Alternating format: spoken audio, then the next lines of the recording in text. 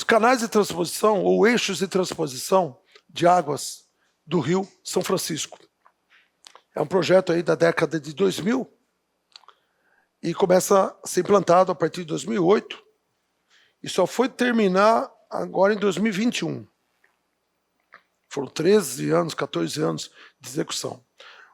Foi um projeto polêmico, porque envolveu várias dúvidas, questão ambiental, questão socioeconômica, teve também o cronograma, o valor. Então, um projeto que foi muito criticado de início. Eu mesmo criticava esse projeto. No que ele consiste? 2 canais de transposição de águas. Levar a água do Rio São Francisco, que não seca, para outros rios que secam, tornando-os perenes. Pô, mas aí vai secar o Rio São Francisco, porque não chove tanto na região. Essa é uma ideia. O pessoal achava que não ia dar certo, porque ia tornar o Rio São Francisco um rio que ia secar também, um rio temporário. Inclusive, um dos principais críticos, Assis Absabe, grande geógrafo brasileiro, ele dizia, isso vai matar o Rio São Francisco. Vai morrer o Rio São Francisco, não vai ter água suficiente. Os técnicos do governo diziam que teria água, porque pouca água seria retirada. Apenas 4% da vazão mínima seria retirada, que não iria comprometer a quantidade de água no total do rio. Existia essa dúvida. Uma outra dúvida é a questão socioeconômica. Vários projetos foram desenvolvidos na região para minorar o problema da seca, atenuar a seca. Construção de açudes, frentes de trabalho, construção de estradas, construção de hospital que nunca acabava, estradas que não acabavam, poços artesianos só em terras privadas, projetos de engenharia hidráulica que nunca resolveram o problema da seca. Ao contrário, esses projetos eram feitos em terras privadas, de fazendeiros, que enriqueciam mais ainda com essas obras. E o sertanejo mesmo não tinha acesso à água, criando ali currais eleitorais, esse tipo de coisa. Não, volta aqui no coronel, aqui, ó, vou dar uma cesta básica aí para você. Volta aqui no coronel, vai melhorar a situação aí. O sertanejo, muito ingênuo e honesto, acabava votando no coronel. Aí só depois de 4 anos ele recebeu uma cesta básica. E o cara construía um poço artesiano na fazenda do coronel. E o sertanejo não tinha acesso a essa água. É a chamada indústria da seca. A seca tem como resolver.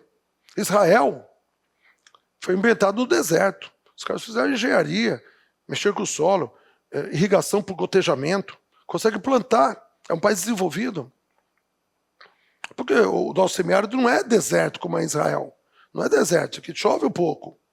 Dá para resolver o problema. Muito dinheiro foi gasto em frentes de trabalho, hospitais ilusórios, estradas imaginárias, e os sertanejos passando dificuldades. E nunca se resolveu o problema da seca. Acreditava-se que seria mais um megaprojeto de engenharia hidráulica que não iria resolver o problema, ao contrário. Quem se beneficiaria com essas águas? O sertanejo pobre ou o latifundiário do agronegócio que teria acesso a essa água? Então a gente sempre teve essa dúvida. O eixo de transposição norte e leste, levar a água do Rio São Francisco para o Rio Açu, Piranhas, Rio Jaguaribe e o Apodi, que secam.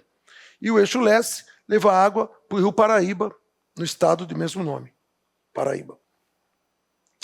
Muito bem, você arrastou o cronograma, 4 anos. Depois de 8 anos não tinha nada ainda terminado. Água nenhuma chegava a lugar nenhum. Investimento, 2 bilhões de reais, se consumiu mais de 6. O cronograma se arrastou por vários anos e os recursos triplicaram. O impacto orçamentário triplicou. Só foi terminar em 2021. Em 2017, depois de 11 anos, 2007, depois de 9 anos, 10 anos de construção, chegou aqui nas adutoras do Rio Paraíba. Acho que eu tenho uma foto aqui da inauguração, chegando a água ali no eixo leste, 2017. Começou em 2008, 9 anos depois. É engraçado que foi o governo Temer, 2017 já era o governo Temer. O Temer foi lá inaugurar esse canal leste. A comitiva Temer foi embora, então 2 dias depois chega a comitiva Lula e Dilma. Não, esse projeto é nosso aqui. Não consigo, vai dar problema na garganta, não vou nem tentar imitar. Esse projeto é nosso aqui, nós que fizemos, É uma disputa absurda pela paternidade da obra.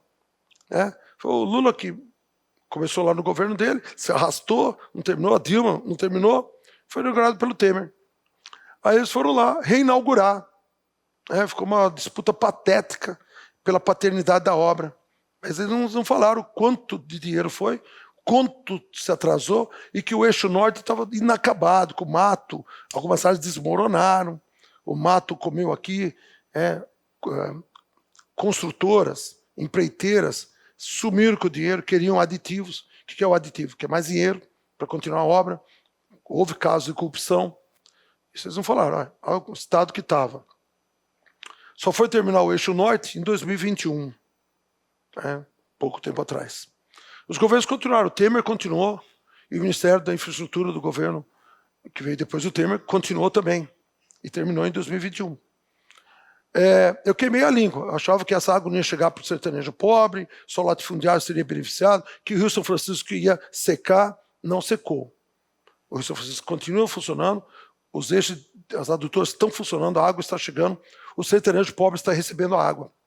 As prefeituras fizeram ligação pelas torneiras, o pessoal, não é em todo lugar do sertão que chega essa água, só onde está passando os canais, né? Os eixos estão funcionando. Então, as localidades ali estão recebendo a água, sim. O projeto se revelou ser um bom projeto, apesar do custo, do tempo, das mazelas cometidas, mas o projeto acabou sendo bom, não secou o Rio São Francisco, eu queimei a língua, assim sabe, coitado, já morreu, também queimaria a língua também. Funcionou o projeto, mas a um custo, né? Região Sudeste, pessoal lá do Sul, tem um movimento lá, o Sul é meu país, eles querem fazer independência da região Sul, do restante do Brasil. Existe que sustentam o Brasil. No mapa, está o Brasil todo pendurado na região Sul, como se tivesse o Brasil todo implantado no pescoço da região Sul, né? Mas só no mapa que isso ocorre, porque não é o Sul que tem o maior peso econômico do Brasil, é o Sudeste. 55% da criação de valor de trabalho do PIB do Brasil é realizado na região Sudeste, que é a região economicamente mais forte. Então não é o Sul, como eles dizem, é a região Sudeste. E nem por isso São Paulo quer ficar independente do Brasil, Rio de Janeiro quer ficar independente do Brasil, ou Minas Gerais, ou Espírito Santo. Né? O Sudeste concentra aí, a população é a região mais populosa, tem as duas metrópoles principais, São Paulo, aqui dados já corrigidos pelo censo 2022. Aí acho que eu não corrigi, não sei se corrigi. Acho que eu corrigi também, corrigi, lembro que eu corrigi. 11,4 milhões de habitantes, Rio de Janeiro 6,2, é isso?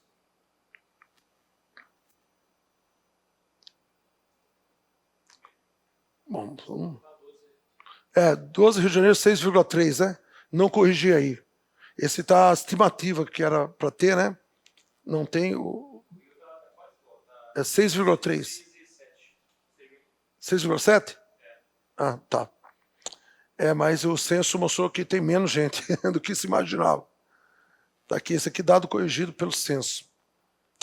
O Sudeste concentra os principais tecnopólios do Brasil, né? Ligados à Universidade de São Paulo, às universidades de Minas Gerais, Unicamp, maior densidade rodoviária, né? Maior quantidade de rodovias e ferrovias, principais portos, maior concentração logística, financeira, de serviços, gestão territorial, né?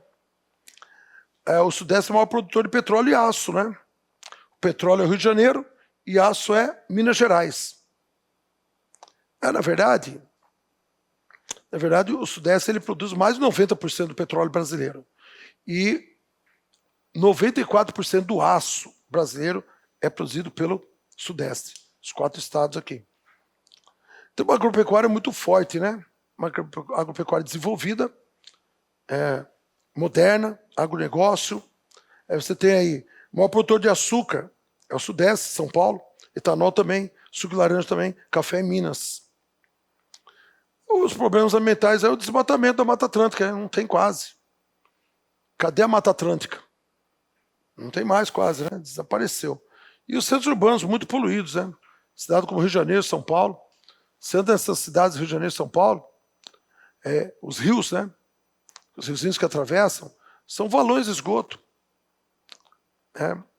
O Rio Maracanã, é o valão do esgoto, se transforma no valão do esgoto. Todos os rios que atravessam a cidade escoam esse esgoto até a Baía do Guanabara. O Rio Tietê, em São Paulo, né? Então, realmente, essa poluição dos centros urbanos é terrível. As ilhas de calor, né, que tem essas grandes cidades, concentração de concreto, poucas áreas verdes, concentrando calor. Rio de Janeiro, 40 graus. Não era para ser tudo isso. No Império não era assim tão quente. Na época do Pedrão II, as médias das máximas naquela época eram 33 graus, 33, 34. Não era 39, 40 como é agora. É muita concentração, asfalto, muito veículo, motor, fumaça, vai concentrando calor, ilhas de calor, né? Associado à poluição. O Sudeste é a região mais rica, mas também que apresenta grandes desigualdades sociais, talvez maiores do Brasil. Porque você não precisa vir para uma aula de geografia, é só andar pela cidade do Rio de Janeiro. Você passa por condomínios fechados, de grande padrão arquitetônico, de construção, do lado tem uma favela. A desigualdade é muito visível. Por ser a região mais rica, ela concentra um índice de pobreza muito grande também. Apresenta altos índices de violência, além de conviver com grande taxa de desemprego, favelas e pobreza. E uma densidade demográfica muito grande também, né? A região sul, ela se destaca em alguns aspectos bem diferenciados do restante do Brasil. O clima é muito distintivo, né? É o clima subtropical, aquele clima que já escapa um pouco da tropicalidade, né? Com as temperaturas médias mais brandas, mais baixas. Algumas áreas ocorrem geadas, né? Até uma ou outra queda de neve esporadicamente.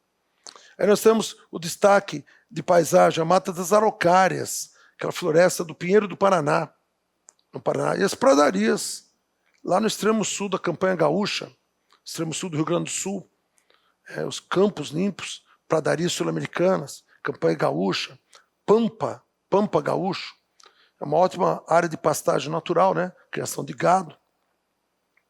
A agricultura também é muito moderna, né?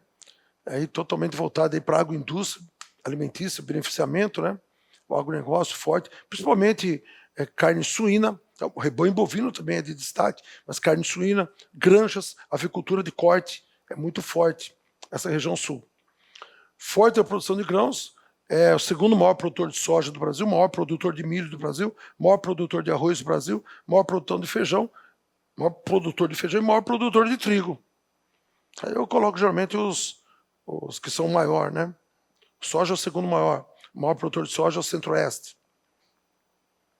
Aí tem aqueles produtos que já são de clima um pouquinho mais frio, que não dá em outras regiões do Brasil. Aveia, centeio, cevada, sorgo. Uva até dá. Uva dá para plantar em São Paulo. Até no fruticultura irrigada lá, no sertão baiano, estão plantando uva agora. Mas erva mate é mais na região, tabaco, maçã. Tabaco, Rio Grande do Sul, maior produtor, fumo, né? Maçã, Santa Catarina, grande produtor. Não tem como plantar maçã aqui no Rio de Janeiro, né? A maçã ela precisa do frio no seu processo de maturação. Precisa de muito tempo de frio. Aqui no Rio de Janeiro não tem as temperaturas necessárias para a maturação da maçã. São temperaturas abaixo de 7 graus. Quando é que algum dia na vida fez temperatura abaixo de 7 graus aqui no Rio de Janeiro? Nunca. A temperatura mínima que eu vi aqui no Rio de Janeiro, em 21 anos que estou morando aqui, foi 12 graus. Nunca vi temperatura mais baixa. No Meier, 12 graus. Estava indo trabalhar, 5h30 da manhã, aquele termômetro em frente ao Prix, aquele termômetro é bem auferido, bem certinho. Quando está 40 graus, você sabe que está 40 graus mesmo.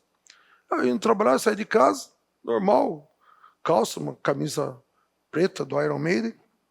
Estava indo, eu vi que estava legal, aquele estava diferente, estava estranho, não sabia dizer o que era. Fui até o ponto de ônibus, pô, tá legal hoje, não sei o que é. Aí eu olhei o termômetro, 12 graus. Aí eu vi que estava legal aquele friozinho, né? O paulista ali se adapta melhor ao frio, nunca mais senti essas temperaturas aqui no Rio de Janeiro. De camiseta ele estava bom, agradável. Nunca mais aconteceu esses 12 graus de novo, infelizmente, né? Mas 7 graus não dá, aqui nunca teve. Mandioca e café. Mas como café na região sul lá é frio? É norte do Paraná. O norte do Paraná já foi uma área tradicional de plantação de café, né? Hoje o forte do café é em Minas Gerais. Tem uma grande integração industrial com o Sudeste, muitas fábricas saíram do Sudeste e foram para o Sul. Metrópoles.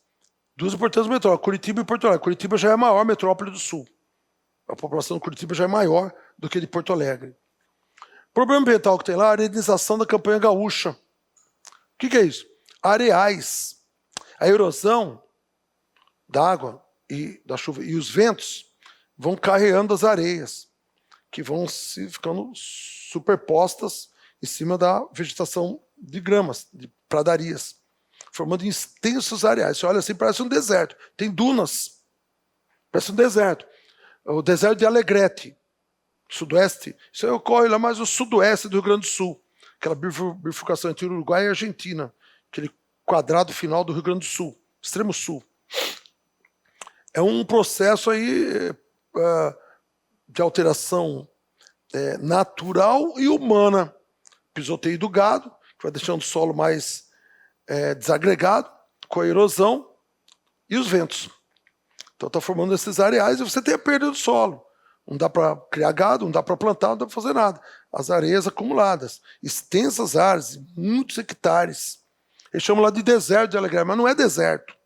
É uma arenização, não é um processo de desertificação.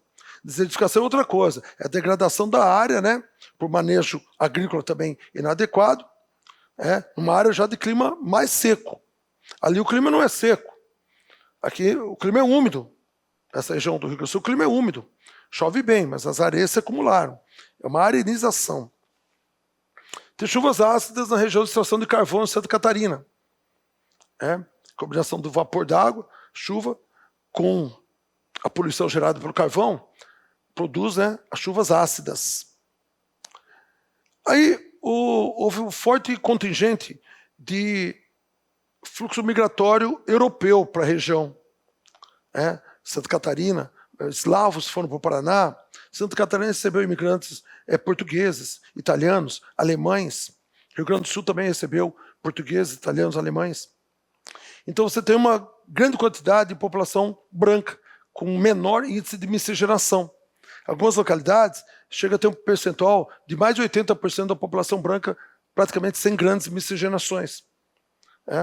Então, devido à imigração europeia, a região brasileira com o maior percentual de população branca. Nas demais regiões brasileiras, o índice de miscigenação é muito alto. Sudeste, Nordeste, mais ainda, região Norte, muito caboclo, misturando com índio, branco com índio. Então você tem essa miscigenação. Lá tem áreas miscigenadas, mas tem percentual de população branca maior do Brasil. Apresenta bons indicadores socioeconômicos, indicadores sociais, boa taxa de escolaridade, baixa taxa de analfabetismo, alta expectativa de vida, IDH relativamente elevado, boa taxa de emprego, enfim, bons indicadores socioeconômicos assim no geral, parecidos com os do Sudeste, em alguns pontos até maior do que o Sudeste, em termos de longevidade, expectativa de vida um pouquinho até maior do que o Sudeste. O Centro-Oeste, a segunda maior área e território, segundo maior território, é a segunda mais urbanizada. Até o pessoal acha estranho isso. Como é que é Mato Grosso, Goiás, essas áreas aí, é a segunda maior urbanizada do Brasil? A região mais urbanizada é o Sudeste. Como que o Centro-Oeste é a segunda mais urbanizada?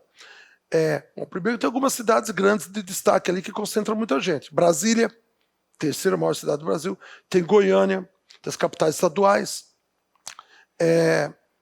Mas o agronegócio, quando se fala Centro-Oeste, eu lembro da plantação de soja, criação de gado. Sim, a soja e o gado não empregam muita gente. A soja é mecanizada. O gado, poucos boiadeiros, você leva o gado. Não emprega muita gente. E mesmo quem trabalha na fazenda de soja, muitos moram na cidade. O técnico agrícola, o agrônomo, o contador, o biólogo, o boia fria, às vezes, que ajuda em alguma coisa. É mecanizado o plantio. Uma ou outra mão de obra necessária. Hoje o pessoal mora na cidade. Vai lá, presta serviço no campo, volta para a cidade, é morador urbano. Então a maior parte da população é urbana, chegou a 88% de população urbana. O grande destaque paisagístico é o Pantanal e o domínio morfoclimático do Cerrado. São os grandes destaques da região centro-oeste. Terceira cidade mais populosa, achava-se que Brasília já tinha ultrapassado 3 milhões de habitantes. O censo de 2022 mostrou que não. 2.817.000. No entanto, é a terceira maior cidade do Brasil. Salvador perdeu população pra caramba. Salvador acreditava que estivesse hoje com quase 3 milhões, tem 2.600.000. Tem bem menos do que se imaginou. Inclusive tem menos do que em 2010. Em 2010, Salvador tinha 2.800.000. Agora está com 2.600.000. Diminuiu. Rio de Janeiro diminuiu a população. Salvador diminuiu a população. A industrialização do Centro-Oeste é meio modesta, né? Está avançando agora. Tem até uma fábrica de veículos lá. Uma indústria coreana. Mas aí predomina a agroindústria, né, de óleos vegetais. Já que é uma região muito forte na agricultura, é o beneficiamento da agricultura, né? Óleo de soja, ração, frigoríficos, abate de boi. É a agroindústria alimentícia. O maior produtor de soja, que é o Mato Grosso, né? Segundo maior produção de arroz e milho. E tem o maior rebanho bovino. Mato Grosso, maior rebanho bovino, mas Mato Grosso Sul, Goiás também tem grandes rebanhos bovinos. O agronegócio moderno, estruturado, capitalizado, exportador, né? Mas promove a concentração fundiária. O agronegócio bem sucedido, eles vão comprando terras e aumentando o tamanho da fazenda, do latifúndio. Aí nós temos... Mas, professor, o senhor falou que a Sudam foi extinta no governo Fernando Henrique, a Sudene foi extinta no governo Fernando Henrique, no governo Lula foram recriadas, Sudam e Sudene. Mas a Sudeco, Superintendência de Desenvolvimento do Centro-Oeste, foi extinta antes, professor, no governo Collor, em 1990. Sim, a Dilma recriou a Sudeco em 2011. Foram extintas lá atrás, governo Fernando Collor de Mello, a Dilma recriou. Pô, mas tem que fazer isso? Foi muito criticado de ter feito isso, mas no fundo acabou dando certo, porque a Sudeco tem feito muito em prol de pequenas cidades, do Mato Grosso do Sul, do Mato Grosso. Ela faz, com o dinheiro da Sudeco, eles fazem lá pavimentação de estradas, eles fazem lá construção de centrais elétricas, fazem construção de pontes, aquilo que mais ou menos o Exército faz na região norte, a Sudeco tem feito em pequenas cidades aí do Centro-Oeste. Tem dado um apoio legal ali para a região. O problema ambiental grave do Centro-Oeste é o problema do Cerrado, o desmatamento do Cerrado, com o avanço das plantações de milho e soja. Tem conflitos fundiários entre a grande fazenda e poceiros, mas tem também problema com a população indígena. Tem algumas demarcações também de terra indígena, e às vezes tem problema ali, o pessoal entra na área indígena, gerando conflitos. Um outro problema é o uso da água. A irrigação consome muita água. Até caiu numa prova isso, até na nossa prova caiu, em outras provas cai direto. Os setores da atividade econômica que mais consomem água é a indústria ou é o uso doméstico urbano nas cidades? Nenhum dos dois. É a agricultura, é a irrigação. Mas a diferença é muito grande. A diferença é, tipo assim, da água é uns 70% usado pela irrigação, uns 20% para a indústria e uns 10% só para abastecimento urbano. Então, o uso da água é muito grande na irrigação. Com perdas, né? Perdas. Né? Por isso que lá em Israel eles fazem o gotejamento. Gotejamento é pouquinho, vai caindo gotas, lentamente. Aqui nós usamos o pivô central, né? Aquele dispersor de água. Produzindo tipo uma chuva quase artificial. Quantidade de água ali é em excesso. Não precisava tanto. Tá aí as áreas de plantio da soja. Mato Grosso é o maior produtor, né, de soja do Brasil. Um dos maiores do mundo, né? Tá aqui. Quanto mais vermelhito tendendo ao negrito, maior é a produção. Esse miolo aqui do Mato Grosso, ó, muito forte na produção. Mas quase todos os municípios plantam soja, né? Muito mecanizada, tratores cada vez mais modernos. Esse aqui é o 3 em 1. 3 em 1, né? Ele faz a colheita, ele debulha e já esguicha a soja em grãos, já debulhada aqui, no caminhão. É o 3 em 1. Colhe, debulha, tira, limpa, né, deixa o grão puro e joga no caminhão. Esguichador de soja. O cara que está aqui dentro, pô, bom calor, 40 graus lá no Mato Grosso. Tem ar-condicionado aqui. São máquinas muito avançadas, né? Caríssimas essas máquinas. Algumas fazendas chegam a ter 30 tratores desse. Aumentou a média de tratores. O último censo agropecuário de 2017 mostrou que aumentou a quantidade de tratores no Brasil. Mas é muito desigual. Ainda falta muitos tratores, né? E se você levar em consideração que tem uma fazenda que tem 30, tem muitas fazendas que não tem nenhum. Né? É muito desigual isso. Como foi possível plantar a soja? Porque a soja, originalmente, ela é um cultivo de clima temperado. Onde é que planta soja nos Estados Unidos? Aí no meio ali dos Estados Unidos, nem lá na fronteira do Canadá, que é muito mais frio, nem no sul dos Estados Unidos, que é subtropical, quase tropical. É no meio, que é aquela faixa temperada, cai neve no inverno. Né? Então a soja é adaptada a esse tipo de clima temperado. Como vai plantar soja no rigor do clima tropical do Mato Grosso? Muito quente, muito úmido no verão, muito seco no inverno. E quente o ano inteiro. Aí, um tecnopolo brasileiro, a Embrapa, Empresa Brasileira de Pesquisa Agropecuária, desenvolveu uma variedade de soja adaptada ao clima tropical. Não é transgênica. Hoje, a soja é transgênica. Mas quando ela desenvolveu isso em 1973, não era transgênica, era híbrida. Um melhoramento de sementes. Possível produzir nesse calor. Mas o solo do cerrado não é fértil, ele é ácido. Se desenvolveu um corretivo para solos ácidos, chamado calagem, feito à base de calcário. Você injeta calcário no solo, corrige a acidez. Mas o solo não é fértil, tem poucos nutrientes. Para isso que existem os fertilizantes, NPK, nitrogênio, potássio e fósforo. P, fósforo, e K, cálcio, potássio. Então, você coloca aqui nutrientes, e com os nutrientes a soja cresce. Correção do solo, nutrientes, fertilizantes e uma soja adaptada ao clima tropical. Os ingredientes do sucesso aí da soja do Mato Grosso, que transformou o Mato Grosso num grande produtor, um dos maiores do mundo. É a calagem, produto à base de calcário, né? Correção dos solos. Com isso você chegou ao final da aula de regionalização, segunda parte, obtendo aproveitamento do êxito. Fazer um intervalinho de uns 2 minutinhos só para repor estoque de água e de café. Falei que a região amazônica tem grandes recursos hídricos, vamos desfrutar agora, e que o Sudeste é o maior produtor de café. Estamos no Sudeste, vamos desfrutar agora.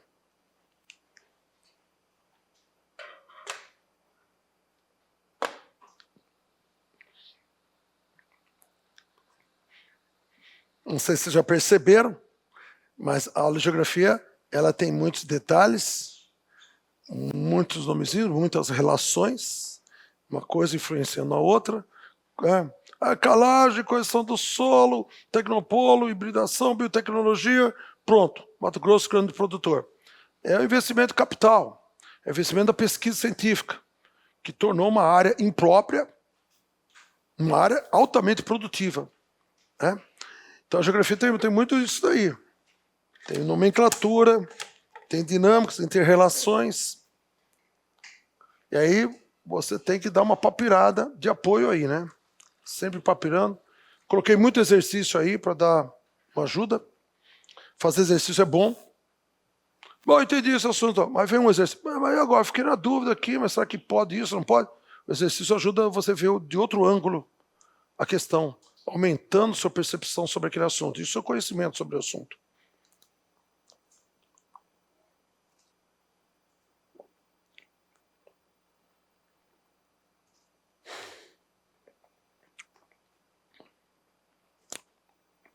É que depois daquela aula das regiões do Brasil, aqueles mapas todos, IBGE, Pedro Geiger, Milton Santos. Essa é a terceira. O aluno sai meio desparafusado daquela aula ali, né? Montar aquele mosaico. Não, mas esse estado estava numa região, agora está na outra. Pô, o que é isso? Guarabara agora não tem mais? Como que é isso? Não é de uma hora para outra que você capta isso. Tem que dar uma papiradinha naqueles 3 mapas lá. O atual do IBGE tem que saber. O mapa atual. As regiões atuais é muito pedido, tem que saber.